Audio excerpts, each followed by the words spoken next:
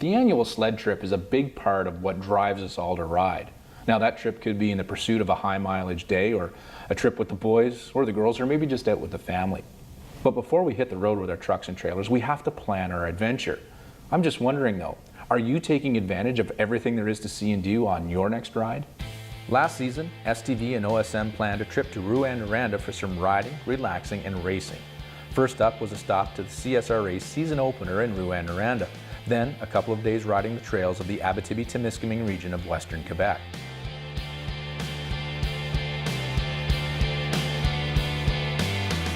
And when I mean last season, we are pretty much a year to the day.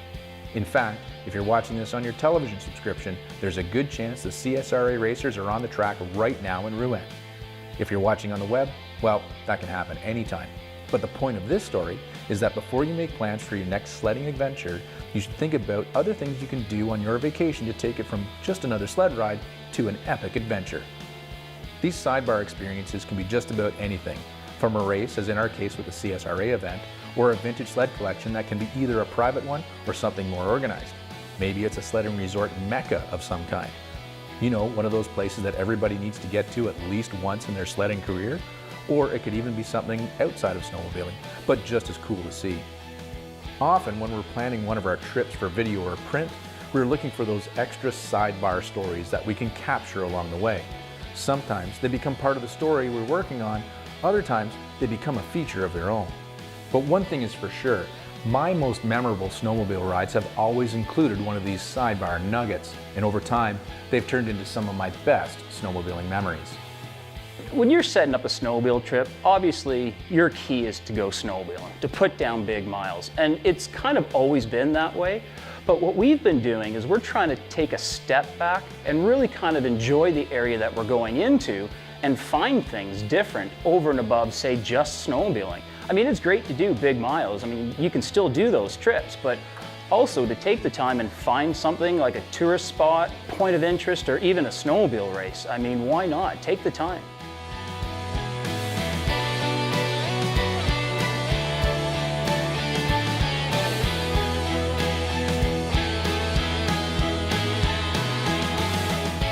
I enjoy going up here, actually, north. I'm from originally Northern Ontario, Sudbury area, so going there up here is great. I like the 401 on snow, so it's big, you know, big trails and fast rides, and you know, I enjoy that. So I try to get one or two of those in. It's a nice change of pace. Everyone wants to race when they go trail riding, and I'm like, dude, I'm just here to enjoy the ride for once. You know, I actually don't have to race. It's two completely different things, and really the trail's not the spot to be racing anyway. It's meant for the track, so I just enjoy the ride. I got a big high windshield and a long track, and just enjoy it. It's good. You can find activities for everything and everybody. Family activities are easy to find. All you have to do is go to their tourism website, and there is always a list of things that you can do. Some are accessible right by snowmobile trail. So all you got to do is take a little bit of time, do some investigation, and you'll find things to do for family, for the guys. There's nightlife, there's attractions, there's all sorts of stuff you can do. Now you might be thinking that because we're media, we get special attention. And you're right, sometimes we do, and it's nice because it can help open doors. But we also make sure that the stories we bring you are achievable, meaning they're places or activities that anybody can do. You just have to ask the right people. They're not just there to help the media like us guys, they're there to help everybody coming into the region. The website will even have pre-planned trips, they'll have loops for you. Abitibi even has this amazing app that you can download onto your phone, and it's the full trail system with things to do, points of interest. You put that on your phone and you've got the region all to yourself. Whenever planning a trip and you bring up guides, people will typically think, well, I need a guide for the mountain, I need a guide to get me through the backcountry. But you can also find guides that'll take you through the trails. Guys that know the trails, and sometimes there's local trails that you may not catch on the big map if you're out trying to blast down the Trans-Canada Highway.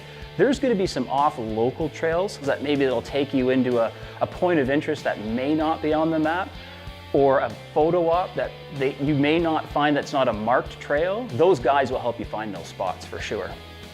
Of course, you don't always have to be planning these extras into your ride. Sometimes it's all about the ride, and that's okay too.